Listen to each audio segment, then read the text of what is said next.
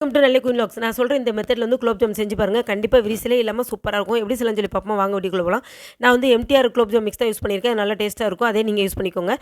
உடைச்சிட்டு ஒரு பவுல்ல தட்டிக்கோங்க. தட்டிட்டு அதில வந்து சின்ன சின்ன கட்டி மாதிரி இருக்கும். நல்லா ஃபிங்கர் வச்சு நல்லா உடைச்சு விட்டுட்டு தண்ணி ஊத்தி மிக்ஸ் பண்ணாம பால் ஊத்தி மிக்ஸ் பண்ணுங்க. இது ஒரு டிப்ஸு.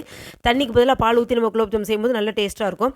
அடுத்து நல்லா மிக்ஸ் பண்ணி வச்சு சப்பாத்தி மாவு ரெடி பண்ணிட்டு ஒரு ஸ்பூன் ஆயில் தடவி அத அப்படியே வச்சுருங்க. சோக்கா இருக்கட்டும். அடுத்து வந்து 2 கிண்ணம் வந்து சீனி சேர்த்துட்டு 1 1/2 கிண்ணம் வந்து தண்ணி சேர்த்து அது பாகுபதத்துக்காக வச்சாச்சு. அது கொதிச்சிட்டு இருக்கும். சைடுல வந்து நம்ம என்ன பண்றோம்? குலோப் ஜாம் மிக்ஸ் ரெடி ஆயிட்டா, அத நல்லா உருட்டி பால் பாலா ஃப்ரை பண்ணுறதுக்காக ரெடி பண்ணி வச்சாச்சு. அவ்வளோதான். இப்போ நம்ம வந்து பாகுபதம் வந்து எப்படின்னா, கம்பி பதம் அப்பலாம் ஒண்ணுமே தேவையில்ல. லைட்டா பிசுக்குன்னு பட்டாலே போதும். பிசுக்கு பதம்னு சொல்லுவாங்க. அந்த பதத்தில ஆஃப் பண்ணி எடுத்து வச்சுருங்க. அவ்வளோதான். அடுத்து எண்ணெய் நல்லா சூடாக்கிட்டு, மீடியம் ஃப்ளேம்ல வச்சுட்டு குலோப் ஜாமுன் ஒண்ணு ஒண்ணா போட்டு ஃப்ரை பண்ணி எடுத்து வச்சுக்கோங்க. எடுத்தத உடனே பாகுல போட்டுக்கோங்க. அவ்வளோதாங்க மிக்ஸ் பண்ணி வச்சுருங்க. நெறைய பேருக்கு வந்து இந்த பாகுல போடும்போது தான் குலோப் ஜாமுன் வந்து உடைஞ்சு போயிரும். அதுக்கு ரீசன் என்னன்னா, அவங்க வந்து தண்ணியா காய்ச்சி வச்சிருப்பாங்க. அந்த மாரி டைம் இந்த மாரி உடைஞ்சு போயிரும். கரெக்ட்டா பிசுக்கு பதத்தில எடுத்தீங்கன்னா உடையாது. இந்த